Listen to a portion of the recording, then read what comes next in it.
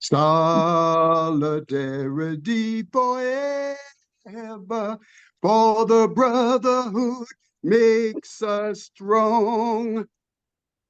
They have taken untold billions that they never worked to earn, but without our brain and muscle, not a single wheel can turn. We can break their mighty power, gain our freedom when we learn that the brotherhood makes us strong. Well, now, ain't we happy today? What you doing back in here? I told you I didn't want no male nurse. And I told you I ain't no man nurse. My title happens to be medical technician. Where's that lady nurse that was in here yesterday? She's on another floor, Pops. You done ran her off. Matter of fact, you ran off two nurses. One of them might get fired for you sneaking out of here without being discharged, and that's why I'm back. You try to sneak out of here on my shift, you and me gonna have a fight like beans on cornbread. Do you know who you talking to, fella? Yeah, you done told everybody in this unit you was one of Mr. A. Phillip Randolph shock troops for the Brotherhood of Sleeping Carpet. And don't you forget it. It ain't nothing to forget. All you are to me is an old timer in room 210 who might get me fired if I don't watch it closely. Give me my pillow. You just let it alone. But damn, Pops, I was just fluffing it for you. Fluff nothing. I ain't asked you to fluff no pillow for me. You don't know what you doing no how. None of you all. That's why I sits in this chair all night, because you all done mucked up my bed. Ooh, you getting your people mixed up. I ain't never even touched your bed. Now, if it's uncomfortable, I'll fix it for you. You got it? Fix nothing. Because I saw Zoom on phone. Oh, that's You good. just get on away from me. And when I get back on my feet, I'll make my own bed. You ain't never seen no bed making no how. Less than you rode in one of them Pullman cars I used to work in. If you'd have slept in the bed I made up, it would have been like sleeping in a hammock on a star. This is a hospital, Pops. Ain't no ham, hocks, or stars here. Now I gotta take your pressure, and I don't want no stuff. Did you get a message for me from Mr. A. Phillip Randolph? Ain't nothing come here for you with your name on it, and if it do, you'll get it. He should have came by now. I want him to come and get me out of here. Yeah, well, if you keep running up your pressure with this fretting, you won't be going nowhere. I got to get out of here in time for the March on Washington. Mr. Randolph need 100,000 Negroes to march with him down Pennsylvania Avenue. Ooh, where he gonna get 100,000 Negroes, Pops? You were looking at one of them. If you all let me out of here, I'll show you where to find the other 999,999. The March on Washington? Shoot, I know I wouldn't get no further than South Ferry, and you wouldn't make it around the block. You just let Mr. Randolph send for me. I'll show you something. I'll pick up this bed and walk like Lazarus. Nah, we don't need to be doing no marching, Pops. All them people, somebody might get killed. We get killed every day. Mr. Randolph want to stop all the lynching and all going on. And if he hadn't helped this government run my man Marcus Garvey out this country, we might not have no need for marching. We might be liberated by now. What? Garvey? What the hell you talking about, fellow? Now, didn't A. Phillip Randolph help this government run Marcus Garvey out this country? You don't even know what you talking about. That rascal wasn't doing nothing but taking the Negroes' money.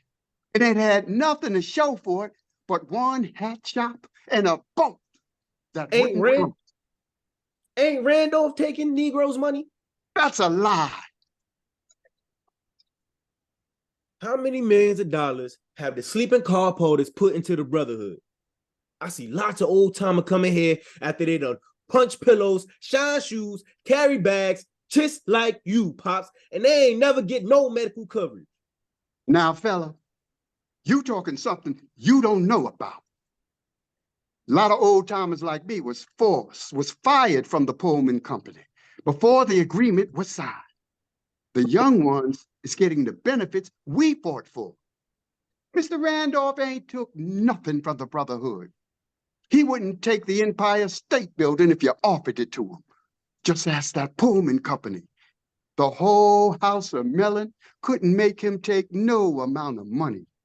Ask them Vanderbilts and Whitneys and Pierpont Morgans. I seen Mr. Randolph tear up a check for $100,000. Seen it with these very eyes. Then the devil sent him a blank check, told him to write any amount he wanted on it. He tore that one up too and sent it back. He told us, men's, beware of the devil bringing gifts. Everybody got a price, Pops. Everybody's price ain't money. Then what was Randolph offer to help run my man Garvey out this country? If it wasn't money, what was it? Now you see, that's why I hate talking to you damn junior flips. Because you all don't know nothing. I could tell you plenty about that rascal Garvey that would make you want to tar and feather and run out of the country on a rail. Let's hear it. I won't hold against you. Oh, I don't care if you hold it against me or not. I'm a man, and I speak as a man. Mr. Randolph wasn't against Garvey. He agreed with him till he started meeting with the top dragon of the Ku Klux Klan and saying Negroes didn't have no business riding streetcars they didn't build. That's when Mr. Randolph said, Garvey must go. Yeah, you read that in a white newspaper, didn't you? Well, I saw it there too. It was up there for sponge-minded Negroes like yourself to see it and lap it up. Did Garvey meet with the dragon? Just answer that question, yay or nay. What's in the meeting? Who set it up? Who took the picture of them together? Was it in their motive for putting it in a newspaper? How come he was meeting with the dragons? Who was he representing? Who's Randolph representing? Who is he to think he represents us? Who is you to ask who is he? Who the hell ever heard of you? Oh, don't get killed with me, Pops. All Mr. Randolph wanted is justice for us. People kept telling him, give up the fight for those maids and porters, and you can live in velvet for the rest of your life. Hey, where you going with that needle? I had to take some blood, Pops. For what? I just gave you some blood yesterday. And your doctor sent me to get more. The hell you ain't. Get on away from me with that things. Nurse. Now, don't start with me, Pops. I don't want to hurt you, man. Nurse, please, somebody help me. Man, what is wrong with you? You just mad because I ain't no Garvey man. The fuck is you talking about, Pops? This is my job. It ain't personal. You don't even need all that blood. You just want to jug me with that needle. Man, you better cut this out before I have to restrain you. Nurse! Nurse! Ain't this a blimp? Anyone in here? Same old thing as last time. Darling, I didn't do nothing. I know. Now just calm down. He was threatening to jug me with that needle. Damn, Pops, this ain't the first time you've seen a syringe. I don't want you touching me. You see him, Birdie? You see how he's acting? I Oh. see. Give him a few minutes. He'll be all right. See, now this is the problem.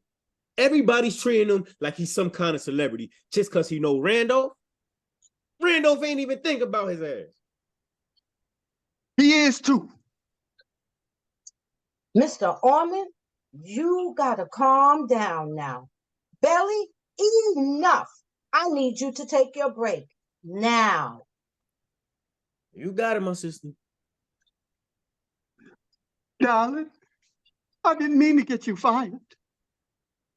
Fired? Who told you I was fired? That rascal that just left here. I was just trying to tell him something. In here, low-rating Mr. Randolph, making him out to be some kind of Judas coat. That brother took our yoke on his shoulders and toted it, and never said a mumbling word. Well, wasn't y'all in here preaching the same sermons a few days ago? How come you always have to be at each other? How can I just stand by and not defend that brother? He was the only friend we had back then. That Pullman company was making hundreds of millions of dollars off our labor and wasn't paying us nothing but 19 cents an hour. How was we supposed to feed our families off that? That wouldn't keep me in handkerchiefs for a week. Could none of them feed their families on no 19 cents an hour? It took a Pullman porter 45 years just to earn $59 a month. Did you know that, darling? No, I didn't know. I didn't know, Mr. Orman. It's the God's truth.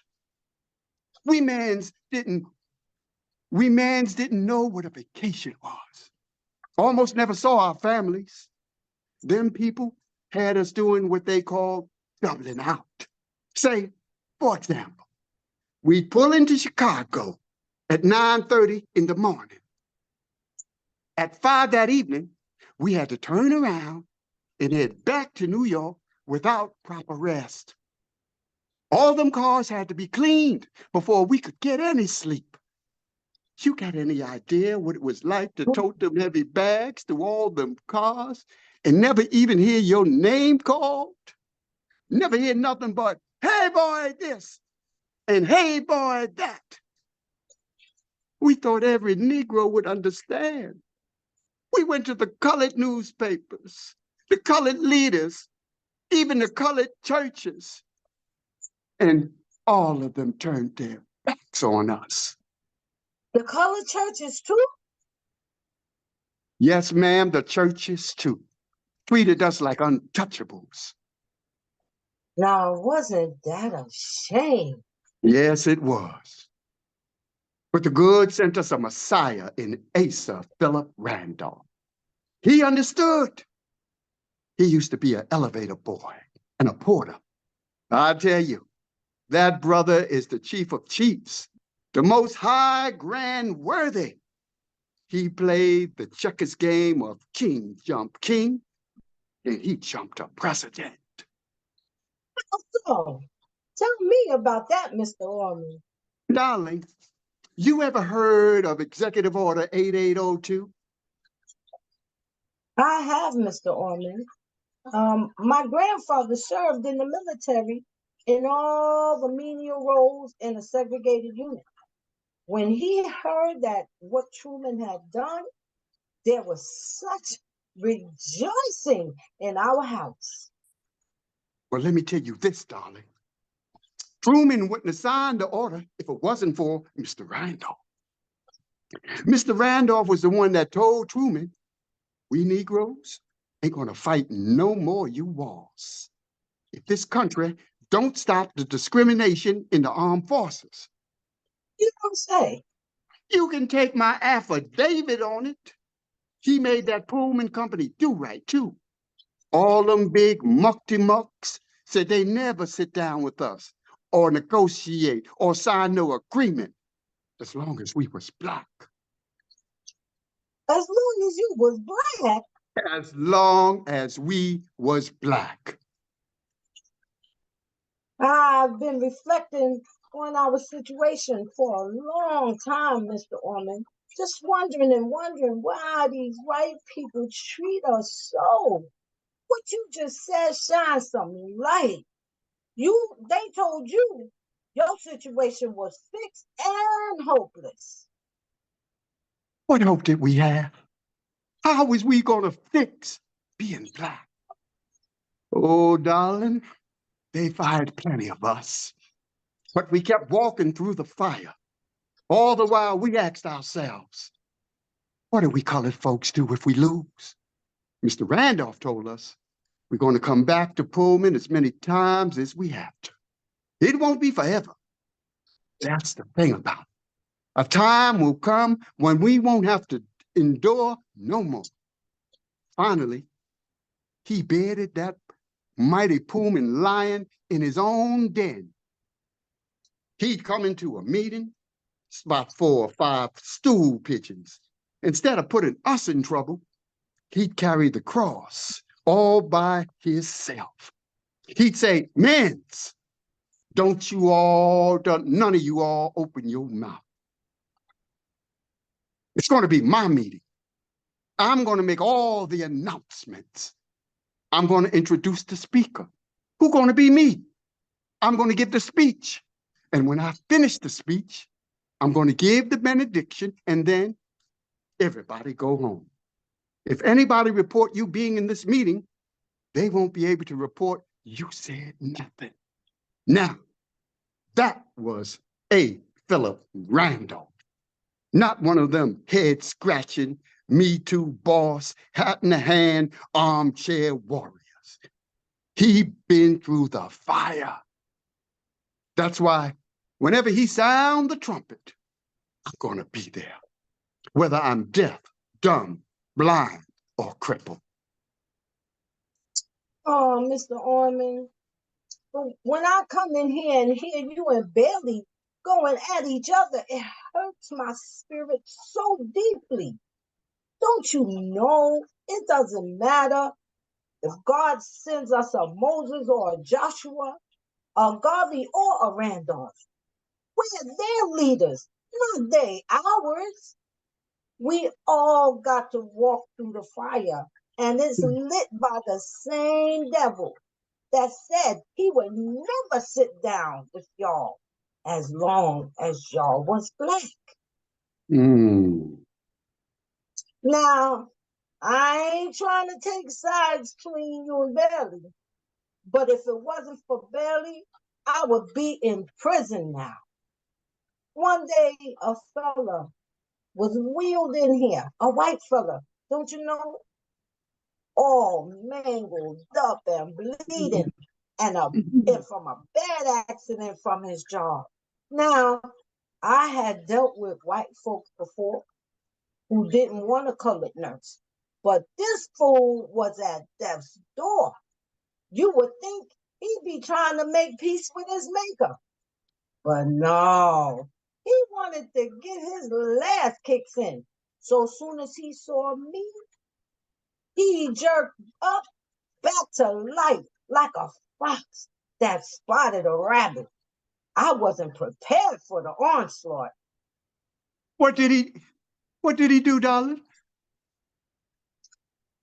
Get away from me. Don't you put your filthy black hands on me. Called me all kinds of names. Talked all under my clothes. I didn't even want to repeat the same slime. Every time I recall that day, I feel so violated. Oh, that bastard. He didn't talk that way to the white nurses. I was Black Rabbit, his prey. My nurse uniform didn't change me from a black rabbit to a white rabbit. I sure wish I had been there. He would have seen no more black rabbits. I got so disoriented and was so shaken so bad, I was about to use the wrong anesthesia.